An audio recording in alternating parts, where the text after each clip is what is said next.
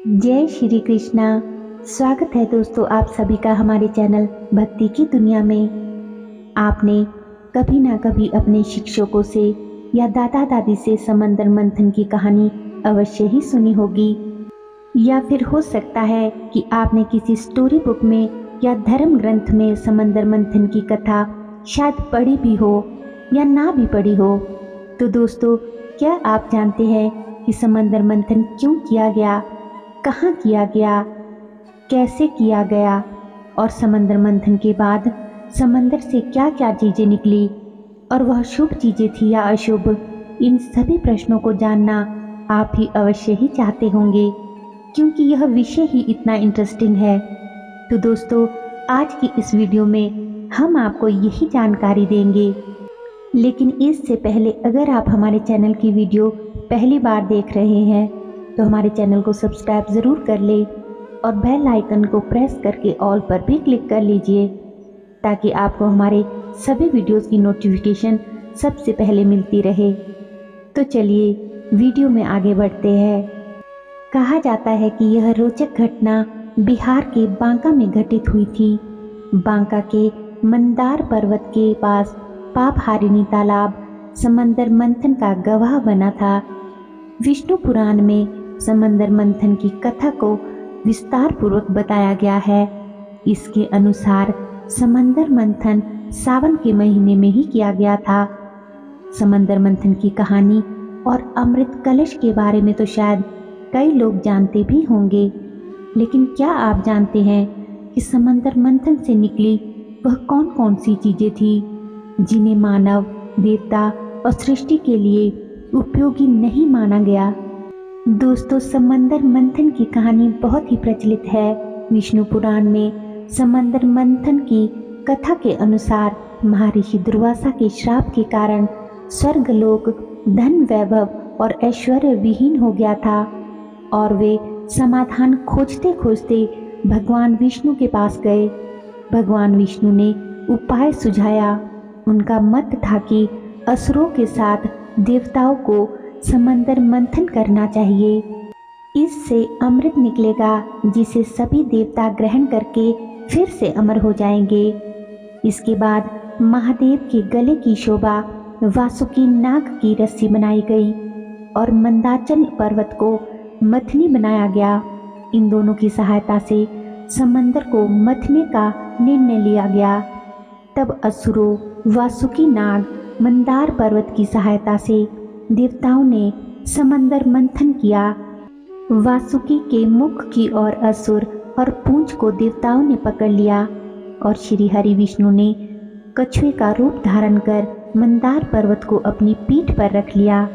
ये समुंदर मंथन कई हजार वर्षों तक चला और मंथन करते करते एक एक करके समुंदर से कुल 14 चीजें निकली।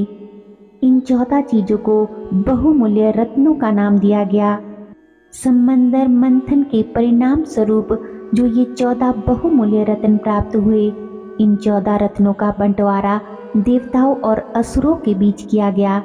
लेकिन अमृत कलश के लिए देवताओं और असुरों के बीच विवाद छिड़ गया था। दोस्तों, समंदर मंथन से निकले अमृत के बारे में तो कई लोग जानते ही होंगे, लेकिन अमृत के साथ समंदर मंथन से 14 रत्न जो प्रकट हुए थे, इन सभी रत्नों का हिंदू धर्म में खास महत्व है। आइए जानते हैं कि समंदर मंथन से निकले इन 14 बहुमूल्य रत्नों और इनके महत्व के बारे में। समंदर मंथन शुरू होने के 1000 वर्षों के उपरांत सबसे पहले समंदर से कालकूट विष निकला था, जिसकी ज्वाला से देव, दानव, मनुष्य समेत सभी प्राणियों में हाहाकार मच गया था। सृष्टि जलने लगी थी। तब सबको बचाने के लिए भगवान शिव ने उसका पान किया था। इस विष को भगवान शिव ने अपने गले में धारण किया था, इसीलिए उनका नाम नीलकंठ पड़ा। इस रत्न का राज यह है कि मन को मथने पर सबसे पहले बुरे विचार ही निकलते हैं। हमें कभी भी बुराइयों को मन के अंदर उतरने नहीं देना चाहिए, बल्कि उनका त्याग करना चाहिए। समंदर मंथन से कालकूट विष के बाद कामधेनु गाय निकली। इसे ऋषि मुनियों को दे दिया गया। जैसे देवताओं में श्री हरि विष्णु, सरोवरों में समुंदर, नदियों में गंगा, पर्वतों में हिमालय, भक्तों में नारद और तीर्थों में केदारनाथ श्रेष्ठ है, वैसे ही कामधेनु को भी गाय की सर्वश्रेष्ठ प्रजाति माना गया है। और इसका राज यह है कि जब पूरे विचार मन से निकल जाते हैं तो हमारा मन कामधेनु की तरह पवित्र हो जाता है। कामधेनु गाय के बाद समंदर मंथन से उच्च श्रवा घोड़ा निकला, जो कि उच्च श्रेणी का घोड़ा था। कहा जाता है कि यह घोड़ा मन की गति के समान चलता था। यह घोड़ा असुरों के राजा बलि को प्राप्त हुआ था और बलि की मृत्यु के बाद यह घोड़ा देवराज इंद्र को प्राप्त हुआ। इस रत्न का राज यह है कि हमारा मन जब भी कहीं भटकता है तो बुराइयों से भर जाता है। कामधेनु गाय के बाद समंदर मंथन से सफेद रंग का एक अद्भुत हाथी निकला। इस हाथी में आकाश में उड़ने की क्षमता थी। देवराज इंद्र ने इसे अपने वाहन के रूप में ग्रहण किया और इसका राज यह है कि जब भी मन बुराइयों से दूर होगा तब ही बुद्धि शुद्ध होगी, उजाले जैसी चमकेगी। सभी आभूषणों और मणि में बहुमूल्य कौस्तुभ मणि भी समंदर मंथन से प्राप्त हुई। इस मणि में ऐसा दिव्य तेज था कि चारों ओर प्रकाश की ज्योति छा गई। इस रत्न को भगवान विष्णु ने अपने हृदय पर धारण किया। इसका राज यह है कि जब हमारे मन से बुरे विचार निकल जाते हैं तो बुद्धि शुद्ध हो जाती है, तब मन में भक्ति का सूत्रपात होता है। कल्प वृक्ष रत्न। कल्प वृक्ष एक दिव्य औषधि वाला वृक्ष है। इसमें कई बीमारियों का उपचार करने की शक्ति है। यह वृक्ष देवराज इंद्र को प्राप्त हुआ था और इस रत्न को देवताओं ने स्वर्ग में लगाया था। इस वृक्ष को इच्छा पूर्ति करने वाला वृक्ष भी माना जाता है।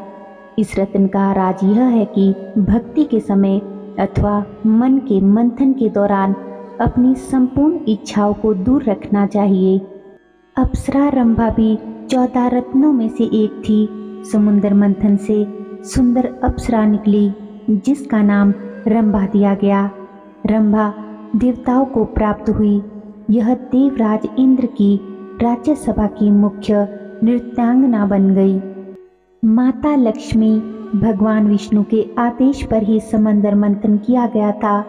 समुद्र मंथन कराने का भगवान विष्णु का मुख्य उद्देश्य देवी लक्ष्मी को पुनः प्राप्त करना था, क्योंकि जब विष्णु जी सृष्टि संचालन में व्यस्त थे तब देवी समुद्र की गहराइयों में समा गई थी। समुद्र मंथन से देवी लक्ष्मी पुनः बाहर आई। देवी लक्ष्मी रत्न को देवता, ऋषि और दानव सभी अपने पास रखना चाहते थे, किंतु लक्ष्मी जी ने भगवान विष्णु जी के पास रहना स्वीकार किया, जिसका अर्थ यह है कि धन उन लोगों के पास जाता है जो कर्म करना जानते हैं। वारुणी। वारुणी का अर्थ मदिरा होता है। समंदर मंथन से मदिरा की भी उत्पत्ति हुई और इसे वारुणी कहा गया। विष्णु जी के आदेश पर वारुणी दानवों को प्राप्त हुई। चंद्रमा रत्न। चंद्रमा की उत्पत्ति भी समुद्र मंथन से ही हुई। जल से उत्पन्न होने के कारण ही चंद्रमा को जल का कारक कहा जाता है। चंद्रमा को भगवान शिव ने अपनी जटाओं में धारण कर लिया। पांचजन्य शंख। समुद्र मंथन से दुर्लभ शंख निकला जिसे पांचजन्य शंख कहा जाता है। हिंदू धर्म में इस शंख का विशेष महत्व होता है। यह शंख भगवान विष्णु को प्राप्त हुआ, इसलिए कहा जाता है कि जहाँ यह शंख होता है वहाँ भगवान विष्णु और माता लक्ष्मी वास करते हैं। पारिजात वृक्ष। समुद्र मंथन के समय एक वृक्ष निकला जिसे पारिजात वृक्ष कहा गया। इस वृक्ष को छूने मात्र से ही शरीर की थकान दूर हो जाती थी, इसलिए इसे सभी देवताओं ने ग्रहण किया। पूजा में भी इस वृक्ष के फूल चढ़ाना बहुत ही शुभ माना जाता है। शारंग धनुष। समंदर मंथन से निकला यह धनुष एक चमत्कारिक धनुष था। यह धनुष भगवान विष्णु को प्राप्त हुआ। दोस्तों, जिस अमृत को पाने के उद्देश्य से समंदर मंथन कराया गया था वह अंत में निकला। समंदर मंथन के अंत में भगवान धन्वंतरी स्वयं प्रकट हुए और उनके हाथों में 14वें रत्न के रूप में अमृत कलश था। अमृत को प्राप्त करने के लिए देवताओं और दानवों के बीच बहुत विवाद हुआ। तब भगवान विष्णु जी ने मोहिनी रूप धारण कर सभी देवताओं को अमृत पान करा दिया और श्राप से मुक्ति दिलाई।